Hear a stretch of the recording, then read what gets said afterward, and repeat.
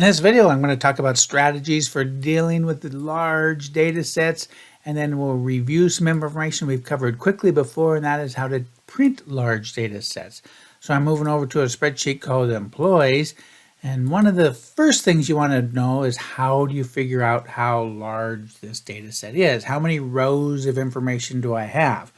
One way of doing it is if you hit the Control END key, the end key, it will take you to the last used cell on the spreadsheet. So in this case, it's column M in row 538. Control Home will take you back to A1. In any single column, you can hit Control down arrow, and it'll take you to the first blank cell. So if there's blank cells in your data, it'll take you there, and then you'd have to hit Control down arrow again. In this case, there were no blank cells, so it takes us down to row 538. Now, here's one of the issues. I'm down here in row 538 reading this information, but I can't see my column heading, so I don't know what 15 means, or 6 or 3. When I go Control Home, well, obviously I can see the column heading here, but as I scroll through the data, I lose it.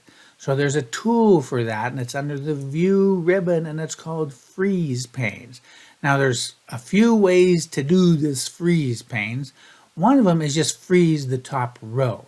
And so what that does, I'll click on it, and you'll see a kind of a border dark line that showed up here below row 1. Well, that froze the top row, so as I scroll down, that row stays there. That works really well, of course, if your column headings are in the top row, but in this case, that's not that useful. Now, this is just a toggle, so after you do it, you can run up here and then say unfreeze the panes, and it will remove that. Another way to do that, and the way I do it most frequently, is wherever you place the active cell, you can freeze everything above it and to the left of your active cell. So in this case, I'm going to go ahead and select A5, and when I go freeze panes right here, I'm freezing everything above my active cell. So now when I scroll down, I can continue to see my column headings no matter what row I'm on. I'm going to go back to View. I'm going to unfreeze that. Freeze panes, unfreeze panes. And let me demonstrate, sometimes you want to freeze columns too. Now there was a button there, you probably saw that, freeze the first column. But what if I want to not only know their ID, but their first and last names as I scroll to the right? Right now, with nothing frozen, when I scroll to the right, I'm over here looking at this information, but I don't know who it belongs to. So I'm going to put my cursor right here. When I do freeze panes, which if you just click on the face of it, you're doing this right here, freeze panes. It's again freezing everything above and to the left of the active cell. So if I hit freeze panes, you'll see a border fall in right here between C and D, and then another one just above the active cell. So now when I scroll down, the columns stay there, or the rows stay there, the column headings.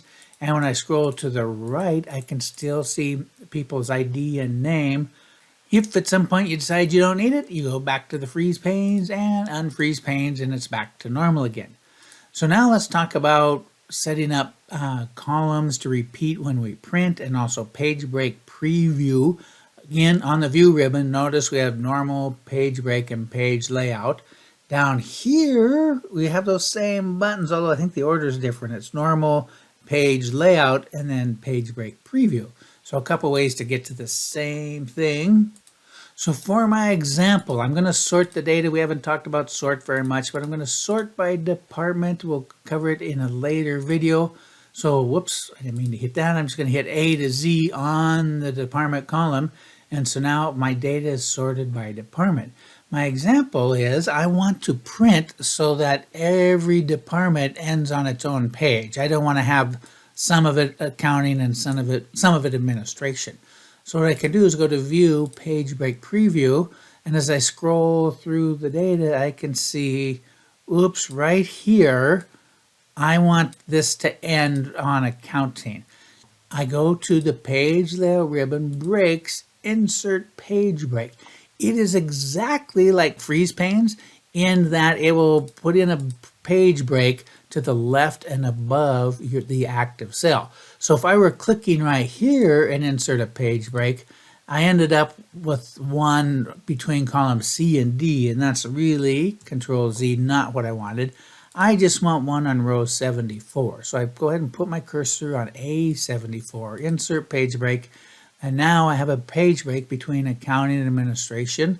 I could scroll through the data and do the same thing between administration, insert page break, and customer support. You get the idea. I won't do it too much more, but now I got customer support and finance. So that's how you add page breaks.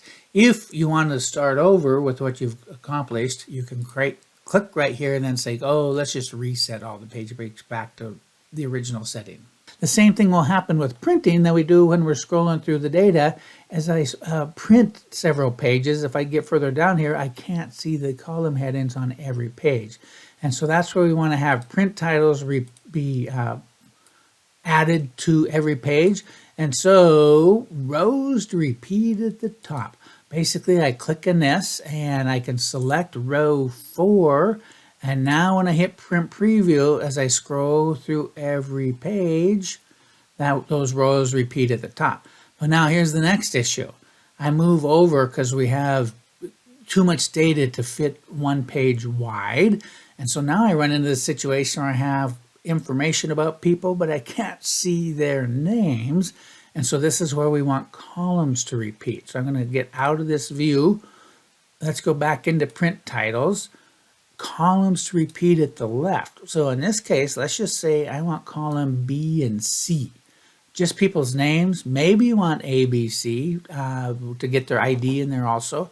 Now when I go to print preview, I got to scroll down about page 18, I think. Here we go. So now I'm seeing first and last names and their personal, sick, and the eval score as I scroll through that data. So very handy tools, print titles. Very often I'll get into it through this dialog box opener on the sheet tab is where you get rows to repeat and columns to repeat. The other setting that you may want to change is the down then over or versus over then down. So right now it's not till page 18 that I start to see row 5 and 6, those people's personal days, eval and sick days. If I were to go over then down, let's go to print preview. So here is Antonio's office and base salary, but when I go to the next page, there's Antonio's personal and sick days and eval score. So it's just going over, down in that fashion.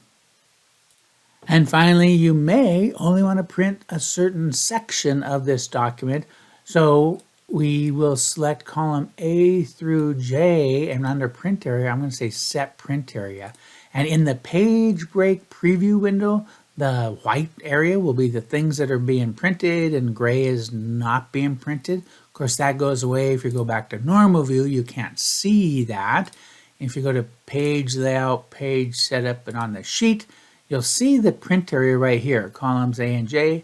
The rows were repeating and the columns to repeat, although in this case, the columns probably don't make much sense. But go back to page break preview, and you'll recognize the print area as being the white part of this screen. If you change your mind, you can, under page layout, print area, clear it, and then we're back to normal, or you can open the dialog opener, the very last sheet, and clear the print area right there. Done with page break preview. I'm going to close this dialog box, hit OK.